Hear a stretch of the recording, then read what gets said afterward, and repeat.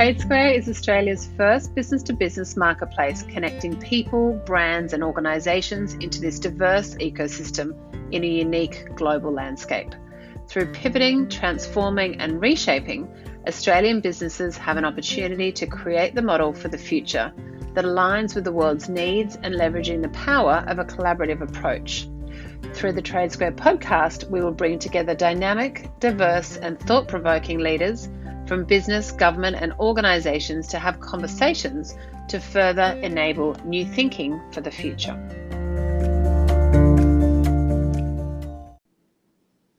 Welcome to TradeSquare. I'm Catherine van der Meulen and our guest today is Ben Lazzaro, Chief Executive Officer at Australian Made Campaign. Today we're really going to be talking about enabling Australian small business growth through Australian manufacturing.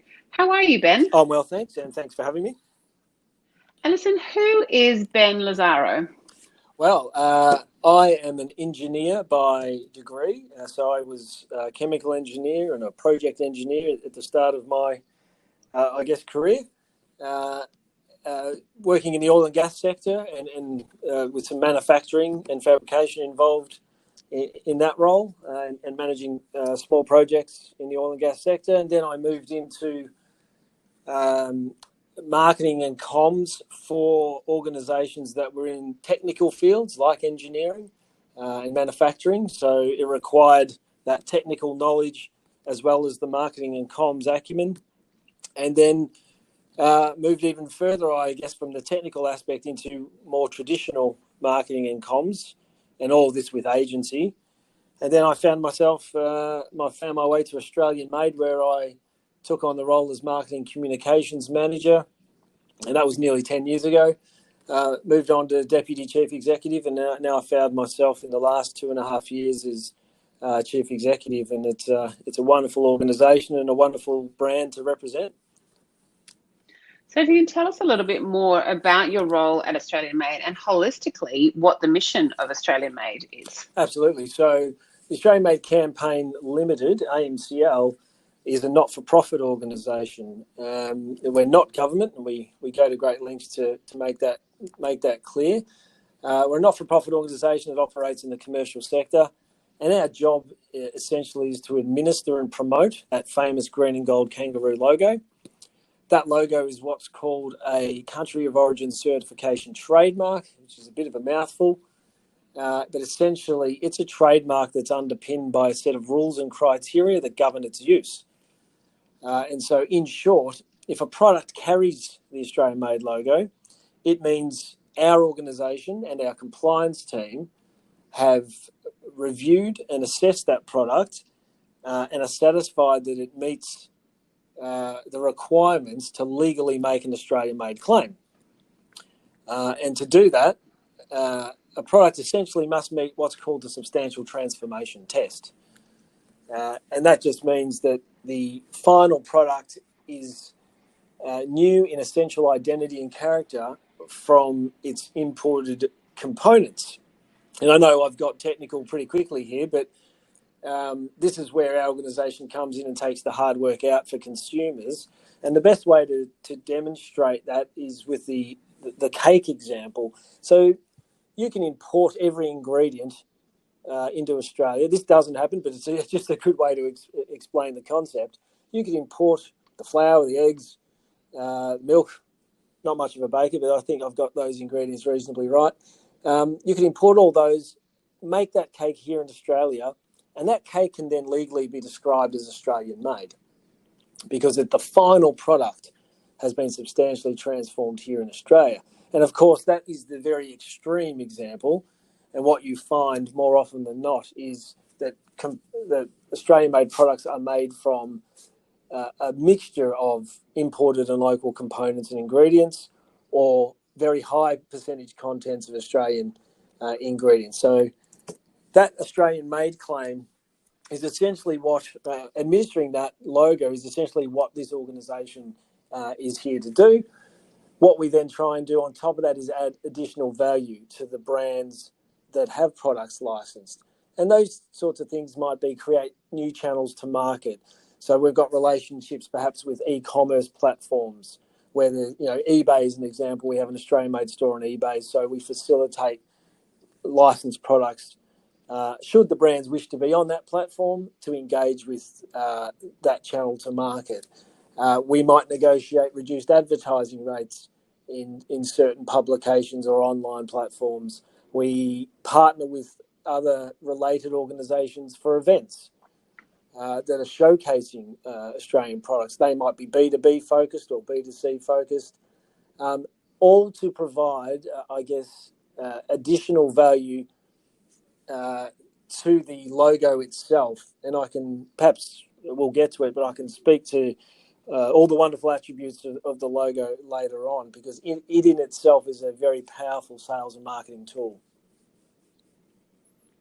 And so how have you seen Australian-made businesses in 2020 and also 2021 really creating more value in the world? And I guess with that, being that logo substantiating that, and how that has created that value.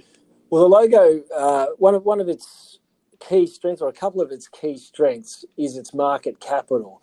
It's been around since 1999. 1986. The logo was introduced by the federal government at the time, and since 1999, it's been administered by this organisation. Ownership transferred in 1999.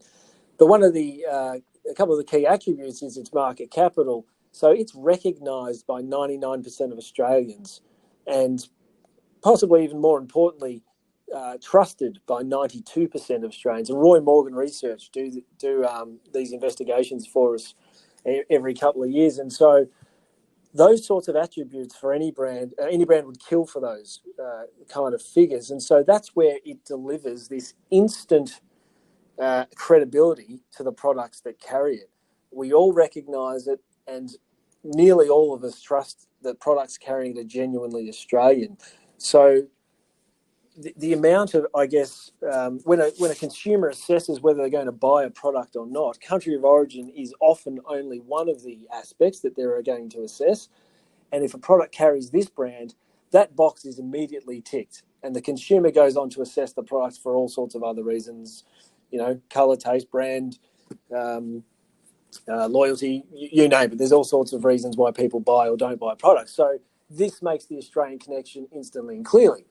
And so what we saw over 2020, particularly as COVID was impacting everyone here in Australia and, of course, around the world, but domestically, this logo received an enormous amount of attention, because businesses were falling over themselves in some way to demonstrate their Australian credentials to buyers, because there was a very pro-Australian sentiment, from around May 2020 onwards. It became very, very clear to Australians that we had perhaps had an imbalance between our locally made products and our imported products, and the time was now to shift that needle back towards buying local. And that was a sentiment clearly observed by businesses, and that's evidenced by our applications to use the Australian-made logo increased by around 400% in that sort of May through to September period. So we were one of these lucky businesses that actually had to put additional staff on to deal with the increased workload. And that's not lost on us, because we understand many businesses went through very, very difficult times and continue to do so.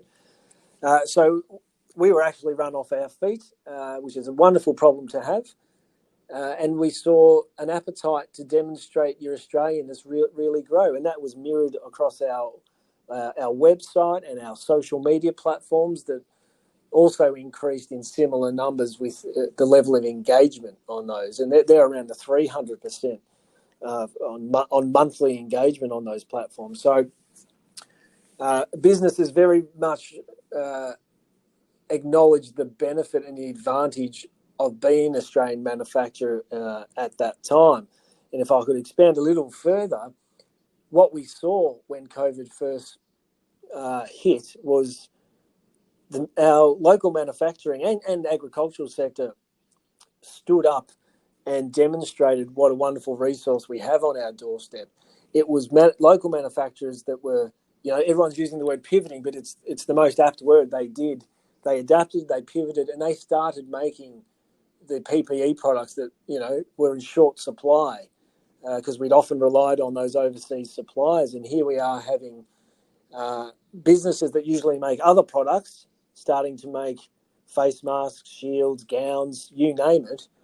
And if it wasn't for them, then there's an argument that things go in a different direction. We don't handle it as well as we did. So we were very, very inspired, I guess, by the fact that our local manufacturers were able to adapt that way. And so thinking about the people within some of these organisations, how have you seen resilient, dynamic and resourceful people really play a key role in working towards transforming Australian businesses? What's funny is that when you're forced into a situation, it is often the catalyst for change. And we saw a lot of really fantastic examples of manufacturers doing just that. As I said, we have a resource on our doorstep. It's underutilised, and we're going to see that increase in the future, I think. But some examples. A couple of examples. We had an Australian-made bike rack business, who, their business dried up during COVID. No one was able to move or circulate around the community. So the need for a bike rack in that first stage was not really high on the agenda for a lot of people. So they faced the prospect of laying off staff. But what they did, they reinvested. They got together and came up with a way of using their skills to make a completely different product. And what they've done is they started making stands for holding stands for the sanitizers that the retailers and businesses use. And they designed and got that into market within 10 days of I guess, establishing that they needed to change. And that simply couldn't have been achieved if we had been relying on an overseas supply. And I understand that business, and they're called Grip Sport, I understand that business ended up supplying at least one of the major retailers. And the sense of pride that the owner of that business got when they walked into that supermarket and saw a product that they had, designed and conceived in a short space of time and been able to deliver to assist the Australian community to live as we have for the last several months must have felt fantastic. So a great example of someone pivoting to make something that's useful during COVID that's not the traditional PPE product, I guess. We also had a licensee, so a logo user who make called Trafalgar Pallet Systems. They won a $1.3 million order to supply pallet cages. Again, these are not glamorous products, but a demonstration of the type of product that we actually do need. They got this $1.3 million order from a customer that normally would have gone to Asia for those, but they won it because Trafalgar could meet the deadline because they're local. They could get things done in a timely manner. And it turns out now that that's going to be an ongoing relationship moving forward. And they actually turned out to be cheaper than the imported variety. So it sort of debunked that myth that you always have to pay more for a locally made product. It's simply not the case. And of course, finally, I might give the example, as I touched on before, that the Australian printing industry was very well positioned to be able to repurpose and make the face masks and shields and those kinds of PPE products. So we've seen a lot of examples. Desks, manufacturers as well. They've all conceived new home office, tailor-made home office desks and equipment, because we're all now moving to a more flexible set of working arrangements, and we've seen some innovation there in the furniture sector. So, yeah, we're one of the lucky positive aspects of working at this organisation is we have over 3,600 businesses that all make interesting things and the compliance team will be the first to tell you that there are so many unique and interesting products that come through their or come over their desks, and it really opens up our eyes every day. And I've been doing this for nearly 10 years, and we always find new and interesting products that we thought, oh wow, do we make that here as well? So it's never a dull moment. And so many great case studies shared there. It really highlights, the organisations that have, seen an opportunity to be able to do something different. And I really think that is such an Aussie culture, I will say. So what's a key message that you are truly passionate about that you are championing to the Australian federal government? We're not a lobby group, but at the same time, our job is to promote the benefits of buying Australian to all sectors of the community, and that be consumers, business, and of course government. We've got a very good relationship with government. We're an apolitical organisation, so we'll work with whoever's in charge on the day. But I must say that the government that's currently in place have got right behind the logo, particularly during this when COVID took place. So there's a very strong focus on local production. But we liaise with these groups on anything to do with country of origin, particularly as it comes to labelling and use of the Australian-made claim. We have an interest in. We're big on procurement as well. We think there should be a Buy Australian First procurement policy across all levels of government, and particularly in business as well. We think businesses are in a position to help other businesses. And so I think last time we studied that, it was a little bit disappointing. I think it was around the 22% of businesses that only had a written policy of buying Australian first. I think we'll see that has changed dramatically, and we look forward to going back into market to test where we're at there. And I think, I guess whenever we talk with media or we're advocating for Australian manufacturers out in the public space, we're always talking about the positive impacts that buying Australian and making things in Australia makes. And that's, of course, we reinvest in our local economy and community. We create jobs, which is a big one. And when you buy Australian, you generally get a product made to some of the highest standards, both from a quality and safety point of view, than anywhere else in the world, which makes our products extremely attractive in some sectors to overseas buyers. And that's something moving forward that I think we're going to see a lot more of, is Aussie manufacturers attracting that premium in overseas markets, because we do have a wonderful reputation here, and we back it up when we, from a practical point of view, when we actually produce things. So it's all good to be known for your clean, green environment and your wonderful way of life and your ethics and fairness. But we also, as a manufacturing nation, also back that up with producing products that carry those attributes into those export markets as well. So it's an advantage that I think we can leverage further.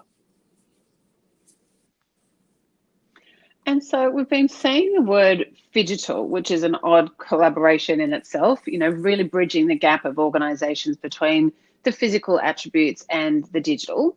How are you seeing Australian businesses really bridge that gap to create growth in their organisation? Well, from our point of view, we see a very accelerated movement to online and social. Given what's happened, we've all seen that as well. I think on self-reflection, we'd all look at our online purchasing accounts, whatever they might be, and go, well, did we need all that during the lockdown period? We got very friendly with the delivery guys, as many Australians did. But I think from our perspective, there is an inherent link between making stuff, obviously, and selling it. And to sell it, you generally need to do that directly or through a retailer or through a wholesaler. And so we're seeing that movement to online even more accelerated, particularly with the small business sector, because there are all these wonderful tools and platforms that you can self-manage to some degree. So we're seeing that. A lot of our licensees, so logo users, they are leveraging the Australian-made digital channels more than ever. So we have 500,000 on our social media platform who are very engaged and very keen to find products. We're seeing our website visitation, which has a product directory of all licensed products. So people are coming to that to identify Aussie products. We're partnering, as I said before, with a number of e-commerce platforms that are selling Aussie products, and as eBay Australia is one of those. There's another one called Remarkable Humans that are selling Aussie products online. And we're seeing a lot of those platforms emerge, and it'll be interesting to see how these platforms track, because ultimately the power is in the hands of the consumers, and we see that. We've got many examples of that with bricks and mortar retail. As you'd be aware, shelf space at the big, if we take the supermarkets, for example, if your product doesn't sell, it gets off the shelf. It's simple as that. They want products that people buy.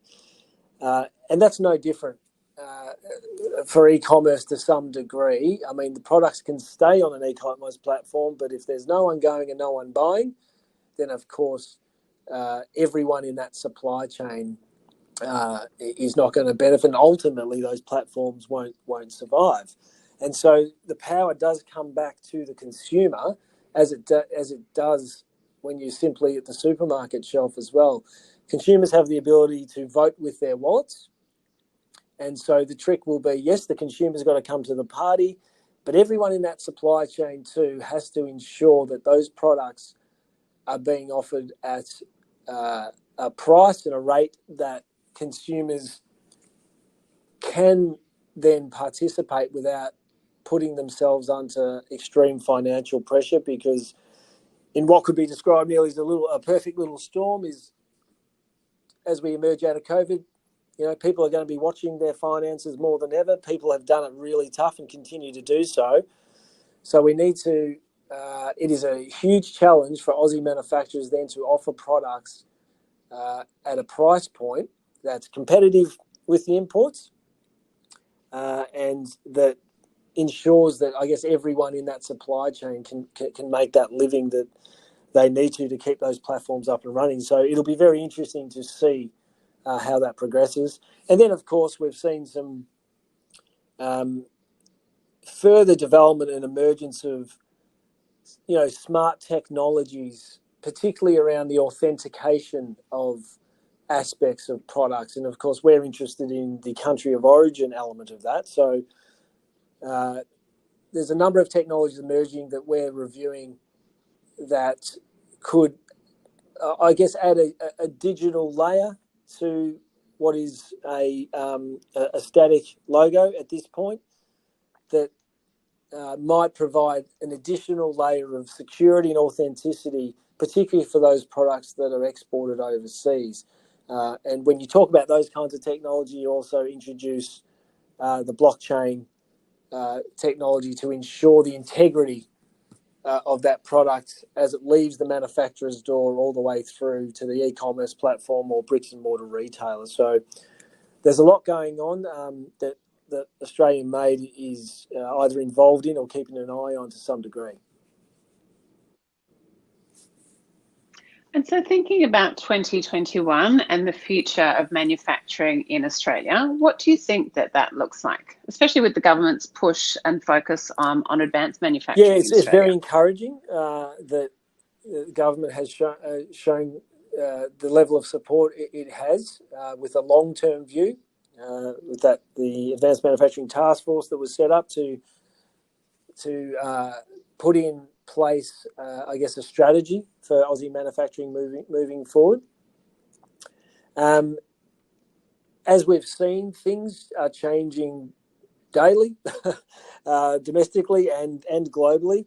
So it's very hard to predict where we're going. But I think there is an emphasis on high value products that are certainly exportable as well.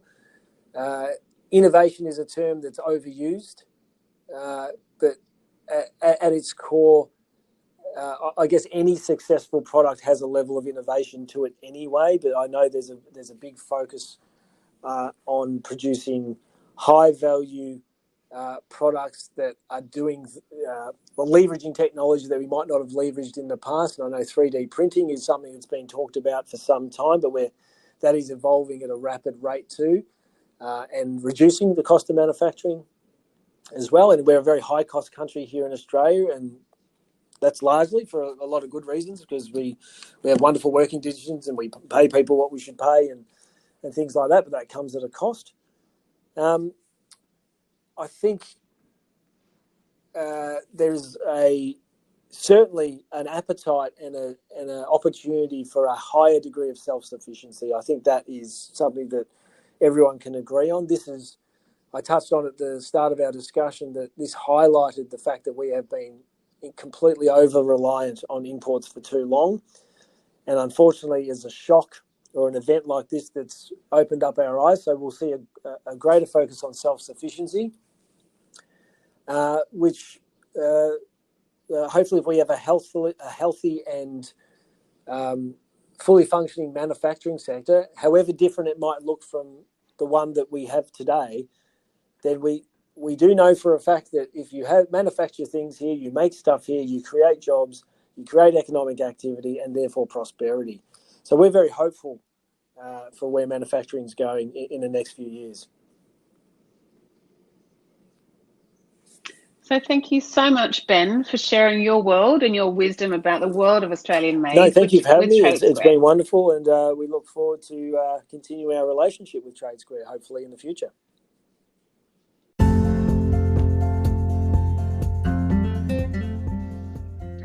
For more information on TradeSquare, head to www.tradesquare.com.au and support Australian business economic recovery and growth with a collaborative approach to the future of business.